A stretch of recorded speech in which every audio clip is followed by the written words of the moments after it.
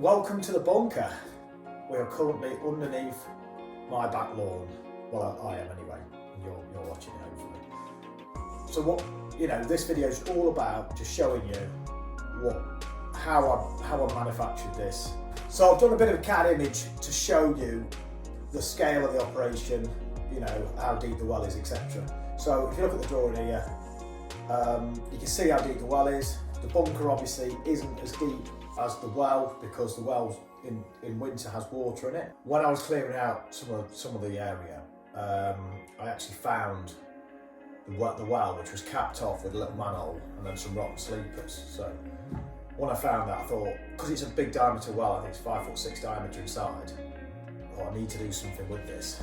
Anyway, so that's where we came on.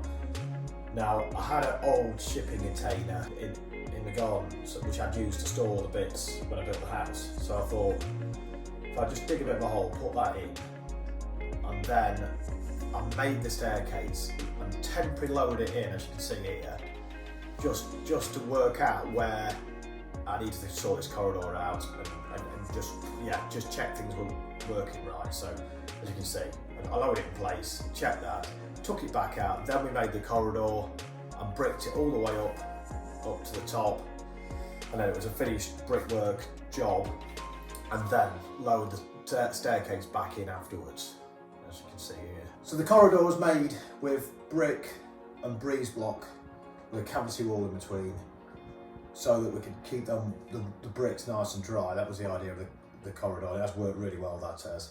As well as the floor is also insulated from the actual main concrete, so it's got screed down, which works well. The rest of the container is just lined with all this wood, 1.5 inch thick boarding, scaff boards with 6x3 timbers stiffening all the container up. Don't forget the container's upside down, and I've backfilled with concrete on top, making a bit of a concrete pad using all the steel work at the bottom of the container as the roof, effectively, to take the weight of the ground, if that makes any sense. After that, boarded the false ceiling, false floor. Under the floor is pea gravel, which drains any water that comes in here back in a pipe underneath, which goes out to the well.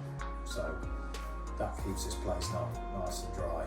One pretty cool use for this bunker, when I got married, I made a mark here of the whole back garden, and then we made this the centre feature of the well. So you go down the well, and then you do the photo booth down there.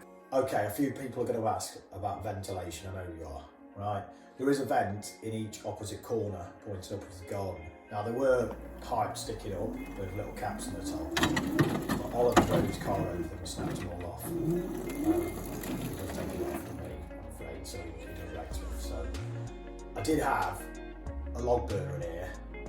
When we were in here quite a bit during lockdown, it worked so well. It was so nice in here, but it did set fire to the wall one night, so we had to chuck the beer on the wall to try and stop the fire. Possibly one day I'm going to extend this to connect it to the house. That's my ultimate, goal here, to be able to go down the steps in the well, through a corridor, and end up in my house. But I'm going to have to find a bit of time. I will do that at some point, but we'll see. If I do it, I will film the whole process, so you can see a lot more what's going on. Thanks for watching. I hope you liked it. I hope I've showed you enough of it. It's a really hard thing to film, but I think you get the gist of it. Feel free to drop some comments. Just let me know what you think of it, good or bad. Don't forget, when I built this, I didn't have any money really, so I did what I could with available funds. But yeah, see you on the next video. Thanks for watching.